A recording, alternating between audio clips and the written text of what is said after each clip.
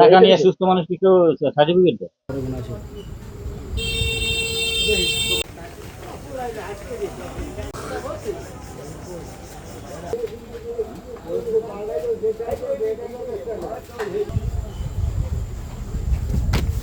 আর এই যে অ্যান্টিবায়োটিক ভিরাস এইটাকে আপনি লিখতে পারেন, এটা এত হাই অ্যান্টিবায়োটিক আপনার সেই অনুবাদ অনুমোদন আছে কিনা?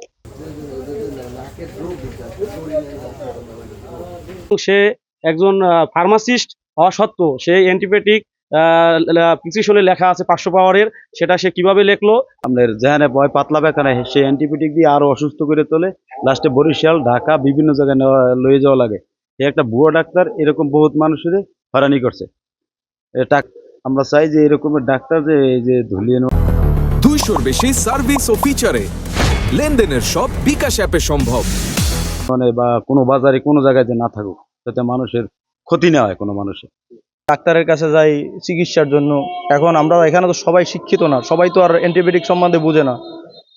তো ওনার কাছে যাওয়া মাত্র সেটা হোক ডায়রিয়া, পেট ব্যথা, মাথা ব্যথা, যাই হোক না কেন, সবার আগে প্রেসক্রিপশন একটা এত বড় লেখা ধরাই দিবে, তার কাছে টাকা আছে কি নাই, মানে সর্বপ্রথম বড় অ্যামাউন্টের একটা প্রেসক্রিপশন ধরাই দিয়ে হয়রানি শুরু করে। তারপরে সে একজন ফার্মাসিস্ট, কিন্তু তো আপনি একজন ফার্মাসিস্ট হয়ে অ্যান্টিবায়োটিক লিখতে পারবেন না, কেন লিখছেন এটা বলুন আমাকে।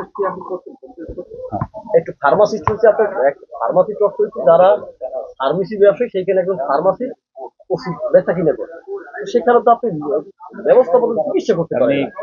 হ্যাঁ বলুন। আপনি যে ব্যাপারে কথা বলতেছেন, আমরা পারমবিদে আমাদের সেটা অনুমোদন আছে বিধায় তো আমরা সেটা লিখছি। আপনার অ্যান্টিবায়োটিক লেখার অনুমোদন আছে? আপনার চিকিৎসা করার অনুমোদন আছে? তো ড্রাগ অফিসে আমি এমনি তো ফোন দিয়ে কথা বললাম। ড্রাগ অফিস ওষুধ বেচার অনুমোদন দেয়, আপনার চিকিৎসা করার না, অনুমোদন দেয় না। ড্রাগ অফিস থেকে তারা ড্রাগ অনুমোদন দেয়। ড্রাগ বিভাগ আপনাকে এই ওষুধপত্র বেচার জন্য আপনাকে অনুমোদন দেয়, কিন্তু আপনাকে চিকিৎসা দেওয়া ব্যবস্থাপত্র দেওয়ার অনুমোদন দেয় না। না, অনুমোদন দেয়। আপনাকে চিকিৎসা দেওয়ার অনুমোদন ড্রাগ দেয়? হ্যাঁ, ড্রাগ দেয়। কখনোই দেয় না।